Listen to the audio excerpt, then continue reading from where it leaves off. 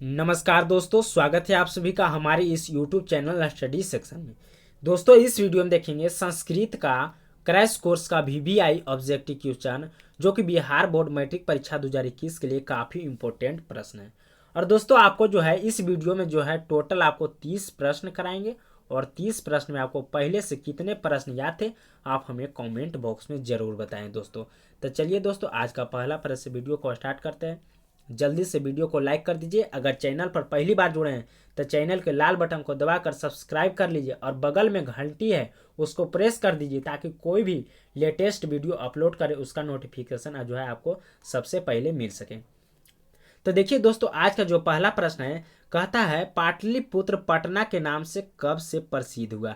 तो पाटलिपुत्र जो है वह पटना के नाम से जो है मध्यकाल से जो है प्रसिद्ध हुआ था, यानी ऑप्शन सी आपका जो सही उत्तर हो जाएगा दोस्तों। तो इसको आप अच्छी तरह से याद रखिए। चलिए उसके बाद देखते हैं दूसरा प्रश्न। देखिए दूसरा प्रश्न ये भी इंपॉर्टेंट प्रश्न है दोस्तों। कहता है दामोदर गुप्त ने किस काव्य की रचना की थी। तो दामोदर गुप्त के द्वारा जो है कूटनीतिम की जो है रचना किया गया था, यानी ऑप्शन सी आपका जो सही उत्तर हो जाएगा। उसके बाद देखिए अगला प्रश्न। देखिए 3 नंबर प्रश्न ये भी इंपॉर्टेंट प्रश्न है। कहता है अलस कथा पाठ के रचयिता कौन है। तो अलस कथा जो पाठ है उसके रचयिता जो है विद्यापति है, यानी ऑप्शन ए आपका जो सही उत्तर हो जाएगा। तो इसको भी आप अच्छी तरह से याद रखिए। उसके बाद देखिए अगला प्रश्न है। देखिए 4 नंबर प्रश्न ये भी VBI क्वेश्चन है दोस्तों। कहता है अलस कथा पाठ किस ग्रंथ से संग्रहित है। तो अलस कथा जो पाठ है वह पुरुष परीक्षा से संग्रहित है, यानी ऑप्शन बी आपका जो सही उत्तर हो जाएगा। उसके बाद देखिए अगला प्रश्न। देखिए 5 नंबर प्रश्न ये भी इंपॉर्टेंट प्रश्न है। कहता है बनावटी आलस्य दिखाकर कौन भोजन ग्रहण करते थे। तो बनावटी आलस्य जो है दिखाकर जो है भोजन ग्रहण करते थे वह धूर्त लोग करते थे, यानी ऑप्शन सी आपका जो सही उत्तर हो जाएगा। उसके बाद देखिए अगला प्रश्न। देखिए 6 नंबर प्रश्न ये भी इंपॉर्टेंट प्रश्न है। कहता है ऋग वेद में कितनी महिला ऋषिकाओं का वर्णन प्राप्त है। तो ऋग वेद में जो है 24 महिला ऋषिकाओं का जो है वर्णन किया गया था, यानी ऑप्शन ए आपका जो सही उत्तर हो जाएगा। तो इसको आप अच्छी तरह से याद रखिए। उसके बाद देखिए अगला प्रश्न। देखिए 7 नंबर प्रश्न कहता है आधुनिक काल की संस्कृति लेखिकाओं में कौन अतीव प्रसिद्ध थे। तो संस्कृत काल की जो है लेखिका जो प्रसिद्ध थी वह जो है क्षमा राव प्रसिद्ध थी, यानी ऑप्शन सी आपका जो है सही उत्तर हो जाएगा। तो इसको भी आप अच्छी तरह से याद रखिए दोस्तों। उसके बाद देखिए अगला प्रश्न। देखिए 8 नंबर प्रश्न ये भी इंपॉर्टेंट प्रश्न है। कहता है विजय भट्टारिका किसकी पत्नी थी।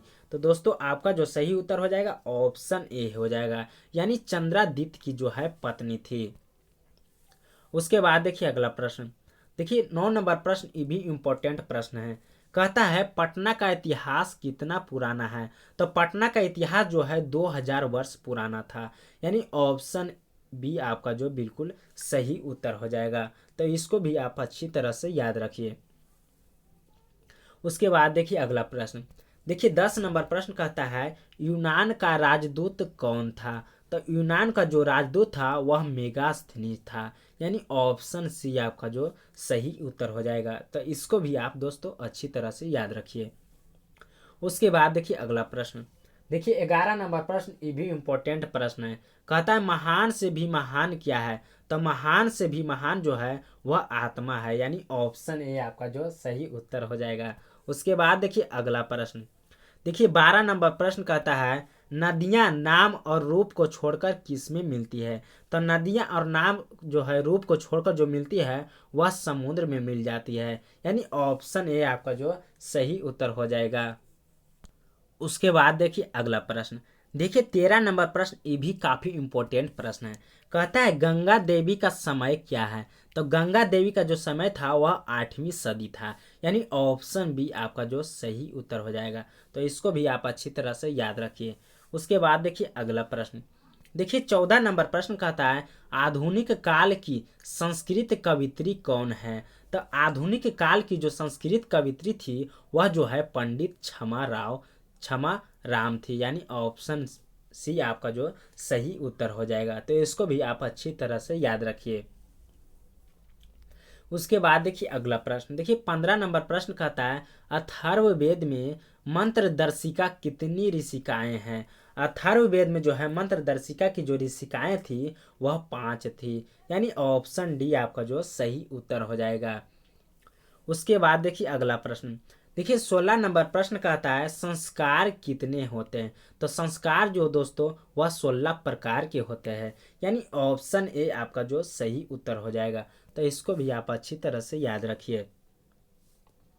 उसके बाद देखिए 17 नंबर प्रश्न, 17 नंबर प्रश्न कहता है साहित्य ग्रंथों में के शांत संस्कार का नामांतर क्या है। ऑप्शन ए में दिया आपका उपनयन, ऑप्शन बी में दिया समावर्तन, ऑप्शन सी में दिया है वेदारंभ और ऑप्शन डी में दिया है गोदान। तो इसका जो सही उत्तर हो जाएगा दोस्तों ऑप्शन डी हो जाएगा, यानी गोदान। उसके बाद देखिए अगला प्रश्न, देखिए 18 नंबर प्रश्न कहता है प्राचीन संस्कृति की पहचान किससे होती है। तो प्राचीन संस्कृति की जो पहचान होती है वह संस्कारों से होती है, यानी ऑप्शन बी आपका जो सही उत्तर हो जाएगा। उसके बाद देखिए अगला प्रश्न, देखिए 19 नंबर प्रश्न कहता है भारतीय जीवन में किस काल से संस्कारों का महत्व चला आ रहा है। तो भारतीय जीवन में जो है संस्कारों का जो काल चला आ रहा है वो आपका जो सही उत्तर हो जाएगा दोस्तों ऑप्शन सी हो जाएगा, यानी प्राचीन काल से जो है संस्कार जो है चला आ रहा है। उसके बाद देखिए अगला प्रश्न, देखिए 20 नंबर प्रश्न कहता है कि प्राचीन काल में शिष्यों को क्या कहा जाता था। तो प्राचीन काल में जो है शिष्यों को जो है ब्रह्मचारी कहा जाता था, यानी ऑप्शन बी आपका जो सही उत्तर हो जाएगा। तो इसको भी आप अच्छी तरह से याद रखिए। उसके बाद देखिए अगला प्रश्न, देखिए 21 नंबर प्रश्न कहता है परम तृप्ति देने वाली क्या है। ऑप्शन ए में दिया विद्या, ऑप्शन बी में दिया लोभ, ऑप्शन सी में दिया क्रोध और ऑप्शन डी में दिया दीर्घ सूत्रता। तो आपका जो सही उत्तर हो जाएगा दोस्तों ऑप्शन ए हो जाएगा, यानी विद्या। उसके बाद देखिए अगला प्रश्न, देखिए 22 नंबर प्रश्न ये भी वीवीआई क्वेश्चन है। कहता है भिखन टोला गांव कहाँ है। तो भिखन टोला जो गांव पड़ता है वो दोस्तों वह जो है बिहार में पड़ता है, यानी ऑप्शन डी आपका जो बिल्कुल सही उत्तर हो जाएगा। तो इसको भी आप अच्छी तरह से याद रखिए। उसके बाद देखिए अगला प्रश्न, देखिए 23 नंबर प्रश्न कहता है राम परवेश राम ने किस परीक्षा में विश्वविद्यालय ने प्रथम स्थान प्राप्त किया था। तो आपका जो सही उत्तर हो जाएगा दोस्तों ऑप्शन डी हो जाएगा, यानी केंद्रीय लोकसभा की परीक्षा में जो है वह प्रथम स्थान प्राप्त किया था। उसके बाद देखिए अगला प्रश्न, देखिए 24 नंबर प्रश्न कहता है आर्य शब्द का क्या अर्थ होता है। दोस्तों यह काफी इंपॉर्टेंट प्रश्न है। आर्य शब्द का जो सब अर्थ होता है दोस्तों वह श्रेष्ठ होता है, यानी श्रेष्ठ जो आपका बिल्कुल सही उत्तर हो जाएगा। उसके बाद देखिए अगला प्रश्न, देखिए 25 नंबर प्रश्न कहता है कालिदास ने किस नदी का वर्णन किया था। तो कालिदास के द्वारा जो है वह मंदाकिनी नदी का जो है वर्णन किया गया था, यानी ऑप्शन बी आपका जो है बिल्कुल सही उत्तर हो जाएगा। तो इसको भी आप अच्छी तरह से याद रखिए। उसके बाद देखिए अगला प्रश्न, देखिए 26 नंबर प्रश्न कहता है नदियां समुद्र में कैसे मिलती है। तो नदियां जो है समुद्र में जो है रूप को छोड़कर मिल जाती है, यानी ऑप्शन बी आपका जो बिल्कुल सही उत्तर हो जाएगा। उसके बाद देखिए अगला प्रश्न, देखिए 27 नंबर प्रश्न कहता है धर्म की रक्षा किससे होती है। तो धर्म की जो रक्षा होती है वह सत्य से होती है, यानी ऑप्शन ए आपका जो सही उत्तर हो जाएगा। उसके बाद देखिए अगला प्रश्न, देखिए 28 नंबर ये भी काफ़ी इंपॉर्टेंट प्रश्न है। कहता स्वामी दयानंद की मृत्यु कब हुई। तो स्वामी दयानंद की मृत्यु जो हुई थी वह जो 1850 ईस्वी को हुई थी, यानी ऑप्शन डी आपका जो बिल्कुल सही, सॉरी दोस्तों 1883 ईस्वी को जो है स्वामी दयानंद जी को जो है मृत्यु हुआ था, यानी ऑप्शन सी आपका जो है सही उत्तर हो जाएगा। तो इसको भी आप अच्छी तरह से जो है याद रखिए।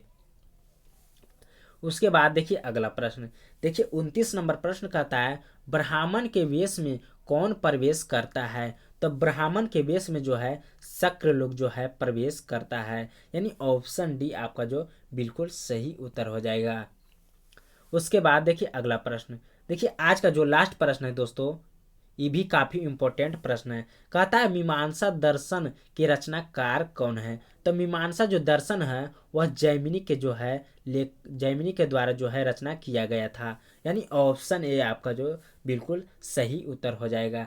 तो इसको भी आप अच्छी तरह से याद रखिए। दोस्तों फिलहाल के लिए इतना ही, मिलते हैं अगले वीडियो में।